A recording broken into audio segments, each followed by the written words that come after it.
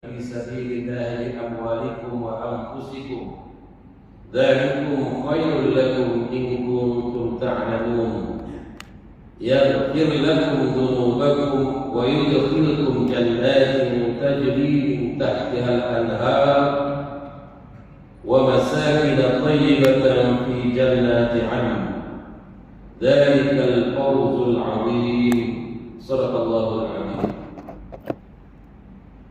Maksudnya, wahai setiap orang yang beriman, sukakah kamu aku tunjukkan suatu perniagaan yang akan menyelamatkan kamu daripada azab yang pedih? Yaitulah kamu beriman kepada Allah dan Rasul-Nya, dan kamu berjihad, hanya berjuang pada jalan Allah dengan harta benda dan jiwa raga kamu. Yang demikian itu lebih baik bagi kamu sekiranya kamu orang-orang yang mengetahui. Saya akan diampunkan dosa-dosa kamu dan akan dimasukkan kamu ke dalam syurga yang mengalir di bawahnya anak-anak sungai, dan juga tempat kediaman ataupun tempat tinggal yang baik di dalam Jannatul Adn. Demikian itulah kemenangan yang sangat besar. Surah As-Saff ayat 10, 11 dan 12. Yang saya muliakan seluruh ahli kuasa masjid Indah, Fadil Tuan Imam, Bilal, tuan-tuan, hadirin hadirat Allah sekalian, alhamdulillah, sama-sama kita bersyukur kepada Allah Subhanahu wa taala. Allah masih memberi peluang kepada kita untuk beristiqamah beribadah kepada Allah taala sepanjang hidup kita. Mudah-mudahan berakhirnya kita dengan keadaan sentiasa mentaati Allah. Dan Nabi sallallahu alaihi wasallam menjanjikan kepada orang yang istiqamah beribadah, di antaranya datang ke masjid, berjamaah, mendengar kuliah, bersedekah, bersilaturahim, yang banyak kita boleh lakukan di dalam masjid ini. Bagaimana Nabi memberikan jaminan dengan pahala yang berterusan, sekalipun mereka itu sakit atau musafir, maka tetap diberi pahala oleh Allah Taala sekiranya mereka tidak hadir, oleh kerana mereka sentiasa hadir pada waktu sehat dan sehat. Buktinya Nabi bersabda dalam sebuah hadis, "Idza marida al-'abdu aw sabar kutiba lahu min al-'amal ma kana ya'malu sahihan muqiman." Ya, hadis riwayat Imam Bukhari, disebut oleh Imam Bukhari dan juga Abu Dawud, yang bermaksud apabila seorang hamba itu jatuh sakit ataupun dia bermusafir berpergian. Ya, musafir sama ada orang yang sentiasa datang masjid ini tiba-tiba dia sakit, ataupun dia ada musyaqqah, ataupun emergency, dia ke mana-mana musafir, dia lihat orang sakit, bermusafir kerana walimah ataupun musafir kerana sesuatu hajat yang lain, maka Nabi sebut, maka dia ditulis baginya pahala amalan seperti mana ketika ia sedang sehat dan ketika tidak bermusafir. Ya, Nabi beri jaminan. Jadi hadis sahih, Imam Bukhari dan Imam Abu Dawud. Ya, ketahuilah bahawa apabila kita rajin ke masjid, bila kita masa sehat, masa kita tak kemana-mana, selalu ada di masjid, ataupun kita selalu baca Quran, ataupun selalu kita sedekah, masuk saja masjid kita sedekah. Maknanya bila kita uzur, kesakitan, berada di rumah, di hospital, ataupun kita musafir tak boleh datang, maka pahala diberi oleh Allah Subhanahu wa taala. Itulah untung orang yang istiqamah. Ya, istiqamah ini berterusan. Itu Nabi sebut, ahabbul a'malu ila Allah adwamuha wa in qalla. Amalan yang paling Allah kasih, Allah suka, ialah amalan yang berterusan. Walaupun sikit, kita sedekah sedikit saja sekali masuk masjid, subuh kita masuk, zuhur kita masuk, ataupun RM2. Hari ini RM2, esok RM2, lusa RM2, tulang RM2. Ya, sekadar itu. Tapi berterusan kita baca Quran 10 ayat yang boleh baca, tak dah sibuk 10 ayat ini, esok 10 ayat, lusa 10 ayat. Ya, maka itu adalah amalan yang dikasihi oleh Allah Subhanahu wa taala. Ataupun kita datang salat berjamaah, beristiqamah, ya insya-Allah pahala berterusan. Walau mungkin sakit sebulan, setengah bulan, berapa lama sakit, pahala sampai kepada kita. Itulah kelebihan orang yang haji di masjid. Maka Nabi sebut, "Idza ra'aita ar-rajul ya'tadi ila al-masjid fashhadu lahu bil iman." Bila kamu lihat orang itu sentiasa berulang kali di masjid, ya, pergi masjid, banyak ulang di masjid di bawah, saksikan olehmu itulah orang yang benar-benar beriman, orang yang betul-betul beriman. Ya, itulah tuan-tuan dan puan sekalian, ayat yang saya baca tadi adalah ayat yang mana Allah memberikan tawaran kepada orang yang beriman dengan tawaran pembebasan daripada azab. Allah kata hal ini bahasa Arab, adakah kamu nak aku tunjuk suatu jalan, hal adullukum, adakah aku tunjuk, maknanya adakah ingin aku tunjuk kepada kamu tijaratan ala tijarati, akan atas satu tijarah, perniagaan, bisnes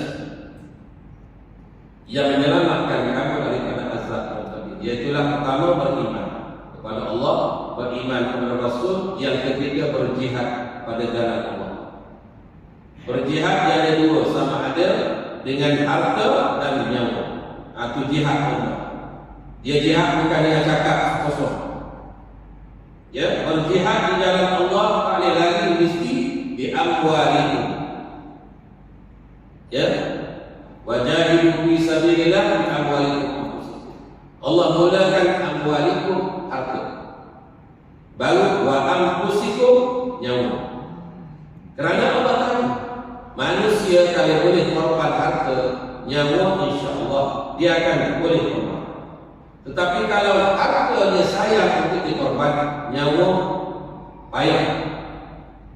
Ya, sebab tu kita tengok saudara-saudara kita di masjid, tuan-tuan, ya, kita tengok macam-macam, ya, keganasan yang dilakukan oleh Zionis begitu dahsyat.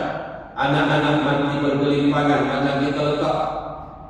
Kalau kita lihat macam kita melimpas ikan, orang letak susun ikan untuk dipamer kepada pembeli. Begitu dah dia letak. Ya, rapat.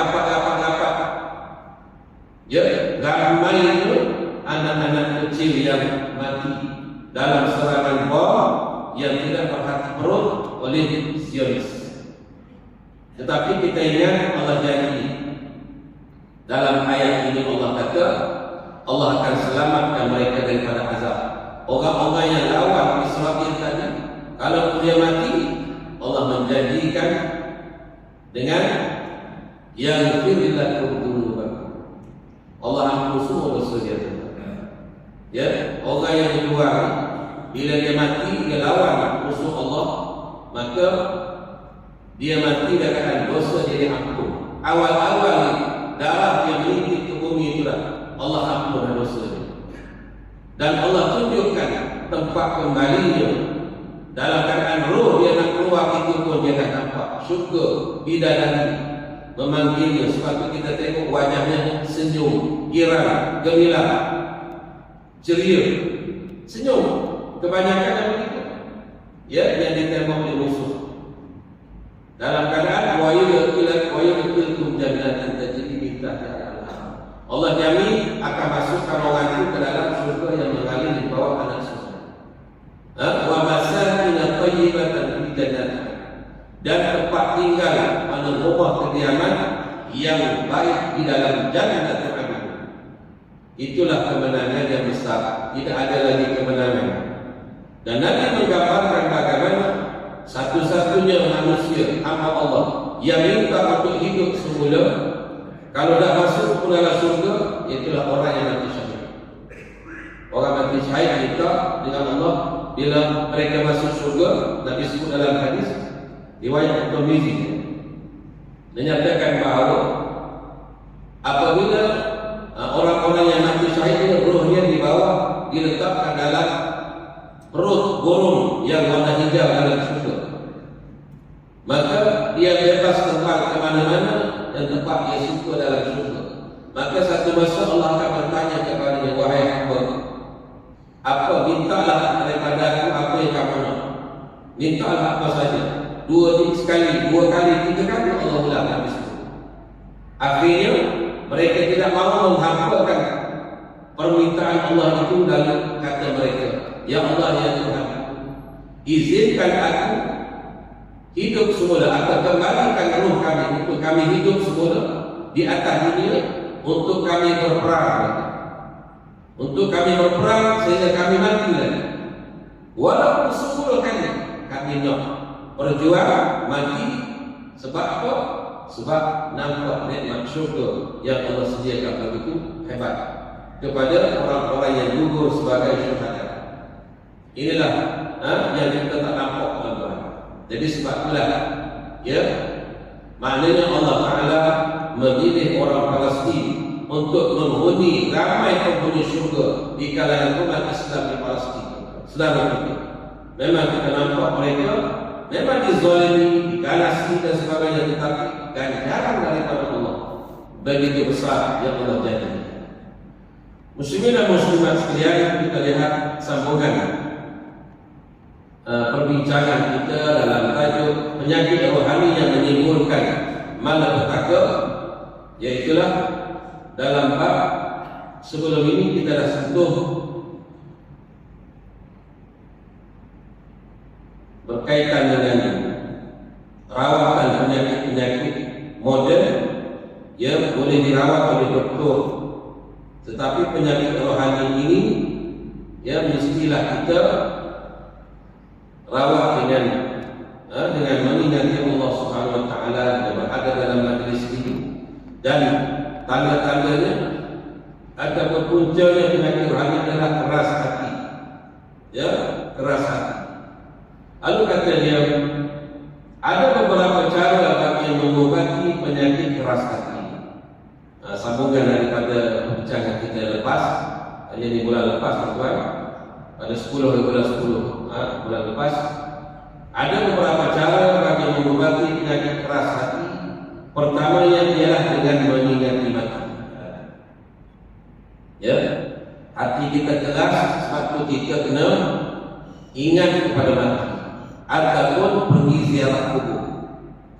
Ya, ziarah orang mati, ziarah kubur, salat untuk orang mati, tengok orang mati dikuburkan dalam kubur. Itu untuk, kata ulama, untuk merawat hati yang keras. Saya dah sebut dulu, sakit hati ini berpunca daripada banyak makan, banyak minum, banyak bercakap, banyak tidur. Itu Nabi sebut salasun yurisul qaswatul qalb. 3 benda yang mewarisi kerah hati. Hati manusia dikerah kadang daripada batu ni. Sebab tu kita lihat kalangan Bani Israel, atau kita tengok Zionis Israel itu memang hati dia batu ni. Sebab tu dia boleh bunuh anak-anak kecil, dia boleh bunuh orang tua-tua, hatta dia boleh bom hospital. Sebab hati dia keras. Memang mereka ini keras daripada zaman dahulu kala. Ya, di zaman Nabi Musa alaihissalam, waktu baca suratul Baqarah, ya, Bani Israel ini, dan kalau ini disebut sebagai Yahudi Zionis, dan keturunan mereka lah, di mana Allah Ta'ala bagi lepaskan mereka daripada Fir'aun. Allah sesatkan dalam keadaan mereka sesat di padang pasir 40 tahun. Mereka sesat ke kawasan yang sempit saja, tetapi Allah sesatkan mereka sebab mereka begini, hati keras. Sehingga mereka minta dengan Nabi Musa makanan. Allah turunkan al-manna was-salwa. Ya, itu makanan yang sudah siap masak untuk dimakan. Al-manna getah semacam kita kata madu kan. As-salwa burung puyuh yang sudah siap masak. Turun mereka ngam saja. Bukan kena masak apa. Dalam keadaan begitu mereka tak puas hati lagi. Ya, nak minta bumiha wa adasiha wa basaliha. Minta pun kacang pun. Ya, minta adas, kacang adas. Dan juga minta timun, minta macam-macam. Mereka tak bersyukur kepada Allah Subhanahu Wa Taala. Ya, dan mereka bunuh nabi-nabi begitu ramai. Nabi Zakaria, Nabi Yahya, Nabi Isa sampai mereka bunuh. Tapi Allah Taala menukarkan rupa seorang Yahudi dengan seolah-olah seakan-akan Nabi Isa alaihissalam lalu yang dibunuh di salib itu adalah orang Yahudi juga. Wa ma qatalu wa ma salabu walakin syubbiha lahum. Allah sebut mereka tak bunuh, mereka tak salib Nabi Isa, tapi Allah serupakan mereka dengan Isa. Jadi yang dibunuh di salib itu adalah orang lain, ya, orang lain yang berbangsa Yahudi. Yang lalu sampai hari ini orang-orang Kristen menganggap Isa itu mati di salib. Walahal Isa masih hidup dan akan turun di akhir zaman untuk memerintah dunia dengan syariat Nabi Muhammad SAW dan membunuh Dajjal dan segala-galanya. Ya, juga mematahkan salib, membunuh Khinzir dan juga Dajjal. Itu di antara yang disebut dalam hadis Nabi. Kalau kita baca kitab Iqtarabati Sa'ah, ya, kiamat hampir tiba, akan ada hadis-hadis yang menyebut tentang Isa akan membunuh Dajjal. Di mana? Di Baitul Maqdis. Ya. Muslimin dan muslimat sekalian, jadi dia kata mengingat mati itu merupakan penawar yang paling berkesan dan mampu melembutkan hati yang keras, dan seterusnya menghilangkan sifat-sifat mazmumah yang menjatuhkan martabat manusia sehingga ke taraf hewan. Betul. Kalau kita hati keras, dia jadi lebih kurang hewan. Ya, itulah Allah sebut balhum aqal.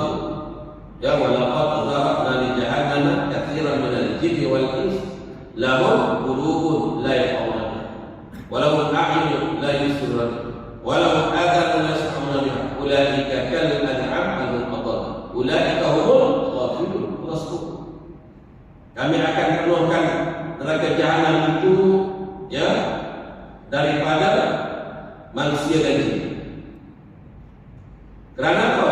Mereka ada hati tak mau mengambil iktibar, ya, tak mau mengambil kepahaman. La yaqawna walau a'yun, ada mata tapi tak mau tengok kebesaran. Walau adhan la yasma'una, ada telinga tak mau dengar. Tak mau ikut Nabi, tak mau dengar perintah Nabi, tak mau dengar Al-Quran, tak mau dengar ceramah misalnya. Nah, ulaika kal an'am, mereka itu seperti binatang. Allah yang sebut apabila manusia tidak mau guna akal, tak mau guna mata, tak mau guna telinga untuk mengambil iktibar pengajaran daripada kekuasaan, kehebatan Allah Ta'ala. Dia tengok langit besar, kalau kita tengok langit sebesar-besar itu je. Nah, kalau kita tak fikir, besar itu je. Kalau tak tengok matahari itu, dalam keadaan kita tak fikir apa-apa, memang matahari besar gitu.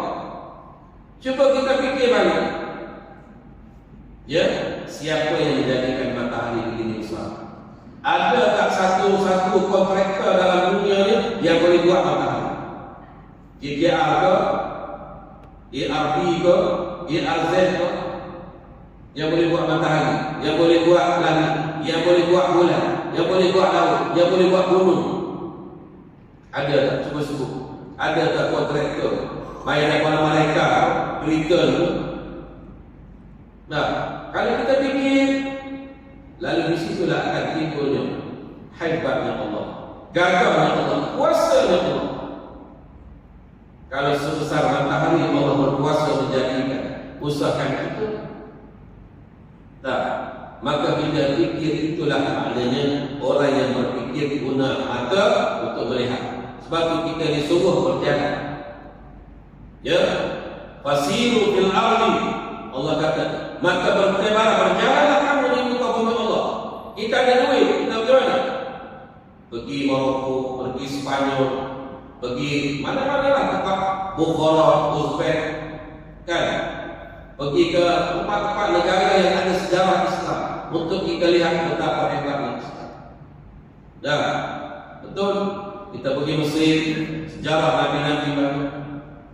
Ya, itu di antara sebab Allah suruh fasiru fil ardi. Antaranya fanzuru kaifa kana 'aqibatul mukadzibin. Maka kamu lihat sendiri, ya, akibat orang-orang yang mendustakan Allah Taala atau Rasul. Ya, dibinasakan. Kita pergi ke mana, ke Jordan. Dah, lawan mati. Dibalikkan satu negeri pembalik. Maka kita lihat Allah Ta'ala boleh balik bumi, angkat, dia pusing, dia hempak, jadi tasik, dari laut. Pergi Mesir, namanya tasik korun. Tasik korun, besar tasik. Maka korun dengan harta benda, mahligai, rumah dia, harta benda dia semua tenggelam. Maka tenggelam ke bawah tanah. Allah sebutkan sebab dalam tafsir menyebut, ya, Qarun dan kaumnya menyatakan, sekutu-sekutu dia kata Musa, ya, menindak melawan Nabi Qarun ini sebab Musa nak kepada harta Qarun yang banyak. Maka Allah tenggelamkan semua nak jawab bahawa Musa tidak nak harta Qarun. Nah, tenggelam dengan diri. Dan itulah sebut bagaimana kita disuruh melihat kebesaran Allah Subhanahu Wa Taala. Bila kita naik kapal terbang, mana kita tengok, bukan tengok awal gitu. Ya, Allah punya kuasa boleh buat manusia punya teknologi dengan kuasa Allah. Allah sebut dalam Quran, dalam hadis bahawa memang besi boleh terbang di udara. Dan begitulah hasil kajian, itulah manusia mencipta, ya, kapal terbang. Dan yang mula-mula buat orang Islam, Ibnu Firnas, yang mula-mula mengadakan penerbangan yang awal itu dikaji lalu dialah mula-mula, walaupun kita tahu dalam menyebut dia mengalami kecederaan disebabkan oleh dia mendarat laju. Tapi itulah penerbangan yang mula-mula berlaku dalam sejarah hidup manusia. Ya, orang Islam. Maka disitulah kita lihat bagaimana bila kita lihat kebesaran Allah Taala, maka di situ kita akan mengagungkan Allah Taala. Nah, kita tidak akan keras hati kita. Lalu kata dia seterusnya menghilangkan sifat mazmumah yang menjatuhkan martabat manusia yang ketara haiwan. Mereka itu seperti binatang, balhum apa bakal dituduh kepada binatang. Ulaika humul ghafilun, mereka itu mereka yang lupa. Mereka itulah orang-orang yang lalai dan lupa. Yang pertama tadi ialah mengingati mati. Yang kedua ialah berusaha mendekati majlis ilmu macam kita. Nah, iaitu majlis ilmu yang dipenuhi tazkirah dan nasihat, serta menghurai dan membahas perkara-perkara yang mendekatkan diri manusia kepada Allah Ta'ala. Ya, dekat dengan majlis ilmu.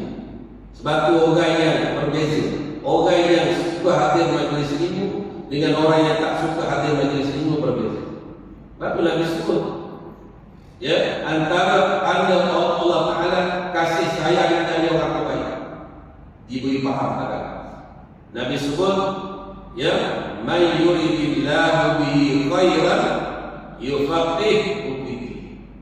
Sesiapa yang Allah nak dia ni jadi orang yang baik, maka diberi faham dalam agama. Ini Nabi sebut. Maknanya rajin mengaji, rajin belajar. Dan kita belajar ni sampai kita faham. Tentu adalah Kena belajar sampai faham, bukan belajar tak faham. Nah, biar kita faham. Mana yang faqih? Faqih di mana? Al-fahmu. Fiqhu mana? Al-fahmu dalam bahasa Arab. Apa mana faqih dia? Al-fiqhu, macam kita kata fiqhu daulah, fiqhu sirah, ya, fiqhu muamalah, fiqhu munakahat. Mananya kepahaman, al-fahmu, kepahaman dalam bab nikah kahwin, kepahaman dalam bab jual beli, kepahaman dalam bab ibadat, fiqhu ibadat. Nah, ada kepahaman. Mana dia kita betul-betul faham. Nah, artinya inilah katanya mendekati majlis ilmu, duduk dalam majlis ilmu. Kalau kita nak kira kelebihan dan Tuhan besar, malaikat akan hantar sayang memohon ampun kepada kita, sehingga kita balik ke rumah, makan nasi ke rumah. Selama mana kita berada dalam masjid, ada kuliah, ya, ada zikir ke, tak ada kuliah tapi zikir, ada bacaan Quran, Yasin ke apa, tetap kita diberi pahala sebagai duduk dalam majlis ini. Ya. Lalu kata dia, majlis ilmu yang mengingatkan manusia kepada kehidupan alam akhirat. Kita dulu tempat lain orang cerita, orang tak cerita akhirat pun. Kedai kopi dia cerita hal awal politik semasa, barang naik turun, betul tak? Dalam masjid orang cerita akhirat. Ya, bagaimana nasib kita di akhirat? Kalau kita tak cukup bekal nak balik akhirat macam mana? Maka di situlah timbul persiapan dan persediaan. Ya, di mana? Itulah untungnya kita berada dalam majlis ilmu kuliah. Sehingga dia lebih banyak menuntut pemikiran serta tindakan yang menjurus kepada usaha untuk mencari keridhaan Allah Ta'ala supaya dia selamat di akhirat, di hari akhirat. Yang majlis ilmu seperti itu merupakan pusat rawatan yang memiliki kemudahan pakar untuk merawat penyakit hati. Sebab tu dia tengok dalam senarai penceramah macam-macam ada. Ada bab fiqh, ada bab sirah, ada macam-macam. Bab tajwid, ada bab Fatihah, tafsir Fatihah. Mana cukup untuk merawat hati kita daripada kelupaan ataupun kejahilan, mendekatkan kita dengan Allah Subhanahu Wa Taala. Itulah dia majlis ini. Mana ada tak kuasa buat atur tu cukup tak? Ada tauhid, ada fiqh, ada tasawuf, ya, ada bab apa ni munakahat, kekeluargaan dan sebagainya. Manakala kita duduk konsisten, insya-Allah kita faham. Ya, sebab faham ni kan? Dia majlis macam ni kita boleh dua hala. Bukan satu hala, kita saya satu hala. Doktor boleh dibuka soalan, bukan dengan saja. Ya, tak apa boleh tanya. Sebab itulah pentingnya majlis ilmu ni. Ya. Yang ketiga ialah mendampingi ulama akhirat, berdamping dengan alim ulama. Ini artinya yang ketiga ubah dia ialah mendampingi alim ulama akhirat. Ulama akhirat, ulama yang mana? Ulama yang ya cinta akhirat. Ulama yang bercakap tidak takut kepada manusia. Ada juga ulama yang bercakap dia takut kepada orang. Ya, ulama akhirat alladzina yuballighuna risalatillahi yakhshawna wa yakhshawna ahadan illa Allah. Wa la yakhshawna ahadan illa Allah.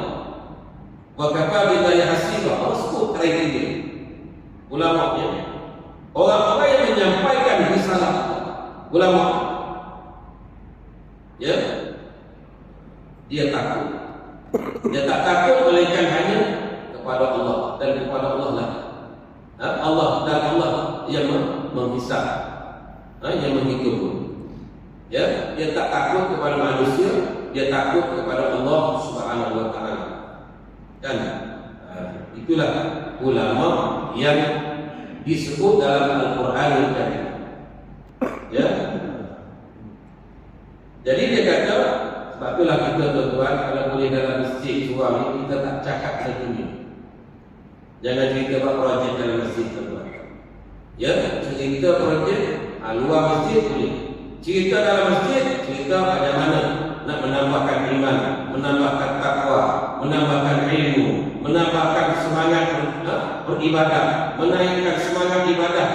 Ya, itu kita cerita bagaimana muhasabah dan sebagainya. Itu jangan kita banyak cakap dunia dalam masjid. Bila cakap dunia dalam masjid, hati kita lagi keras. Mengeraskan hati, bercakap dunia dalam masjid. Ya, itulah. Lalu dia kata, ini suatu yang penting karena Rasulullah SAW telah menyatakan bahawa para ulama itu adalah pewaris Nabi, mewaris ilmu Nabi dan juga akhlak serta perjuangan Nabi. Ini ulama. Ulama ini dia berjuang seperti Nabi. Nah, dia mewarisi ilmu daripada Nabi. Dia berakhlak seperti akhlak yang dibawa oleh Nabi. Ulama menjalankan tugas para Nabi mengajak manusia ke arah mencari keridhaan Allah, memimpin manusia ke jalan yang lurus agar tidak tersesat jalan yang menyimpang dari garisan akidah. Apa itu ulama? Memang ulama dia mesti jadi pemimpin. Dia tak boleh jadi pak turun, bukan. Ya, itulah baru ulama. Ya. Apabila mendapat ulama ibarat seorang pesakit yang mendapat doktor, natijah darinya tidak lain ialah untuk mendapat perawatan yang sempurna. Yang keempat ialah ziarah obat hati terakhir. Ziarah atau takziah kematian. Ziarah orang mati atau ucap takziah orang mati. Ada orang mati, kita pergi ucap takziah dan ziarah. Ini suatu yang sangat penting, mengambil untuk ambil iktibar. Bila jenazah yang tertuju menunjukkan berakhirnya babak kehidupan dunia yang menamatkan segala usaha ikhtiar, terbalik sepi untuk menempuh satu perjalanan aman. Di samping bakal menerima natijah dan akibat dari aman dan dilakukan. Ya, sama ada dia akan menerima suratan dengan tangan kanan sebagai ahlul yamin atau menerima suratan dengan tangan kiri sebagai ahlul shimal wal iyad. Kita ni masih dalam kepulauan itu. Inilah yang ditanya oleh Rabi'atul Adawiyah. Wali wanita. Rabi'atul Adawiyah orang Mesir. Masjid dia Masjid Raba'ah di Mesir. Ditutup sekarang. Boleh pergi selepas pergulingan Mursi bagikan. Tak boleh sebab di situ di antara tempat perhimpunan ikhwan dan muslimin di Mesir. Dengar. Di antara Rabi'atul Adawiyah tanya kepada 3 orang yang nak menginang dia masa dia jadi. Dia wali. Sabit Al-Bunani, Malik Ibn Dinar, yang ketiga Syekh Ibrahim Ansar. 3 nak menginang dia. Maka dia tanya, kalau boleh jawab, aku kahwin dengan salah seorang yang dekat. Aku nak minta kamu jawab satu soalan. Kalau aku mati nanti, aku ni kamu boleh jamin tetap menjadi golongan ashabul yamin. Kalau kamu boleh jamin aku ni terima surat belah kanan, aku kahwin dengan kamu. Semua diam, dia kata aku. Wali belakang tak jadi kahwin. Nangis balik tiga-tiga, tak kahwin. Tak, ini. Ya, kita ni, kita nak minta, ya Allah ya Tuhanku, bila kita basuh tangan, kita bersyukur. Basuh tangan ambil wuduk tu. Ya, ya Allah berikan suratan amalanku di sebelah tangan kanan. Jangan sebelah kiri. Kiri masukkan ke. Nah, dia akan hulur sendiri. Ya, dia akan terhulur sendiri di akhirat nanti. Kalau orang baik, kita ni, mudah-mudahan kita bila kajian di masjid, kajian di masjid, kajian sedekah, tangan kanan kita suka menghulur bantuan. Orang Palestin minta kita bagi, orang susah minta kita bagi. InsyaAllah tangan kanan lah kita. Nah, lalu kata dia, mengambil iktibar banyak yang mengingatkan bahawa dia sudah diundang untuk menghadap Allah Ta'ala dan kita pun akan menyusul mengikut jejaknya. Maka terfikir di situ. Ya, apatah lagi yang mati itu sama umur dengan kita. Ya, umur sama, pernah makan minum teh sama, sekolah pun sama. Nah, dia pergi dulu, aku tak pergi lagi. Aku tak lama. Ya, lama atau cepat semuanya dalam ilmu Allah Ta'ala. Namun mati sesuatu yang pasti dan tidak akan berganjak lewat walaupun sesaat dan tidak dahulu walaupun sedetik. Apa yang wajib dipikirkan ialah persiapan untuk menghadapi saat tertuju serta menembus nafas terakhir. Apa yang telah dilakukan sepanjang umur telah berlalu, mungkin kita orang yang taat kepada surat Allah ataupun kita orang yang buat kejahatan, maka disitulah muhasabah kita boleh berlaku. Ya, jika kita orang jual dan kewajiban beragama, ya, yang ditunggu untuk mengubah pendirian, padahal bila jasad atau baring tidak bernafas, maka sekalian sudah terlepas. Kalau kita dapat terbujurkan baru kita sedar, itu malam sekali bagi kita. Ya, firman Allah Taala, "Alladzi khalaqal mauta wal hayata liyabluwakum ayyukum ahsanu 'amala wa huwal 'azizul ghafur."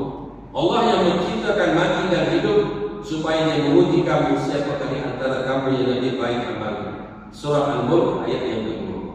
Ya, itulah tuan-tuan yang berkaitan dengan penyakit rohani yang menimbulkan malapetaka yang besarkan adalah hati yang keras. Bila disebutkan ayat Quran, tak boleh tak berganjak. Bila sebut tentang hadis, bila sebut tentang azab, bila sebut tentang mati, maka kalau kita tak berganjak daripada keras hati kita itu, maka susah. Ya, kematian kita itu adalah sebagai pengajaran. Ya, betul lah kata orang. Ya, kalau kematian itu tidak boleh memberi pengajaran, maka diri dia mati itu sendiri sebagai pengajaran. Ya, dalam keadaan dia sedar, mati dah aku ingat tak mati lagi. Dah, itu yang kita takut. Tapi insya-Allah dengan bekalan takwa, iman, takwa, amal soleh kita itu insya-Allah. Ya, itulah bekalan kita menghadap Allah Subhanahu wa taala. Di waktu mana kita nak bertemu Allah, kita rasa kita cukup bekal. Itu yang kita nak. Walaupun memang tak cukup bekal pun, tapi paling tidak kita boleh sentiasa berada dalam ketaatan kepada Allah. Kita tahu kita pernah buat dosa dulu, kita bertaubat, kita tukar kita punya kehidupan daripada jalan yang jauh kepada agama kepada jalan yang dekat dengan agama. Itulah dengan mengingat mati, duduk dalam majlis ilmu, mendampingi alim ulama, ziarah orang mati dan sebagainya. Itulah tuan-tuan. Sekarang itulah dulu pada malam ini. Sekarang itu insya-Allah kita akan sambung perbincangan kita berkaitan tajuk ke-6, kubur, permulaan taman syurga ataupun kawah-kawah neraka. Tajuk yang ke-6, permulaan kubur itu permulaan syurga ataupun kawah neraka. Al-qabru imma rawdatun min riyadil jannah aw hufratun min hufarinat as-sunnah. Kubur itu satu taman dari taman syurga ataupun satu lubang terowong daripada neraka Allah. Aku qali hada astaghfirullah al-azim li wa lakum lisa'il muslimin wal muslimat. Assalamualaikum warahmatullahi